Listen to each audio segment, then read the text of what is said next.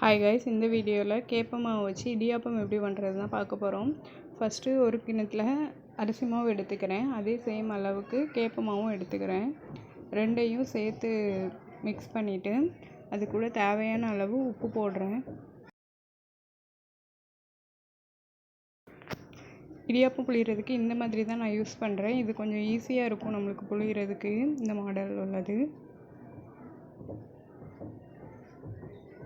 மற்றது கை வலிக்கும், இது கொஞ்சம் அவ்வளோவா கை வலிக்காது. மாவில் ஊற்றுறதுக்காக தண்ணி சூடு பண்ணிக்கிறேன். தண்ணி நல்லா கொதிச்ச உடனே அது அப்படியே எடுத்து மாவில் ஊற்றணும். ஒரு ஸ்பூன் வச்சு அப்படியே கொஞ்சம் மிக்ஸ் பண்ணிக்கணும். நல்லா மிக்ஸ் ஆனதுக்கப்புறம் கொஞ்சம் தண்ணி தேவைன்னா ஊற்றிக்கணும், தேவையில்லைன்னா அப்படியே எடுத்து கையில் கொஞ்சம் ஆறுனதுக்கப்புறம் கையால் பனைய ஆரம்பிச்சிடணும்.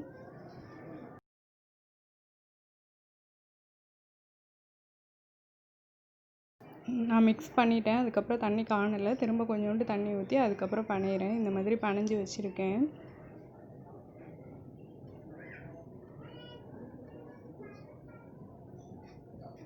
ரொம்ப இருக்கலாகவும் பனையக்கூடாது, ரொம்ப லூஸாகவும் பனையக்கூடாது. இருக்கலாக பனைஞ்சிட்டோன்னா நம்மளால் புளிய முடியாது, கை வலிக்கும். ரொம்ப லூஸாக பனைஞ்சிட்டோன்னா இடியாப்பம் ஒழுங்கான ஷேப்பில் வராது. அப்படியே அங்கே ஒன்றும் இங்கே ஒன்றுமா விழுந்துகிட்டே இருக்கும்.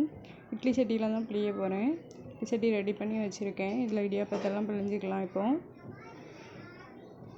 இந்த மாதிரி ஒன்று ஒன்றா எடுத்து சாப்பிட்ற மாதிரி. இப்போ சின்ன பிள்ளைகளுக்கு 2 நம்மளுக்கு இட்லி மாதிரியே ஆளுக்கு தேவையானது எடுத்து கொடுத்துடலாம். அதனால் இப்படி தான் நான் எப்போதுமே பிணைவேன். கொஞ்சம் எக்ஸ்ட்ரா இருக்க மாவை இந்த மாதிரி கொலக்கட்டை மாதிரி ரெடி பண்ணி வச்சுருக்கேன்.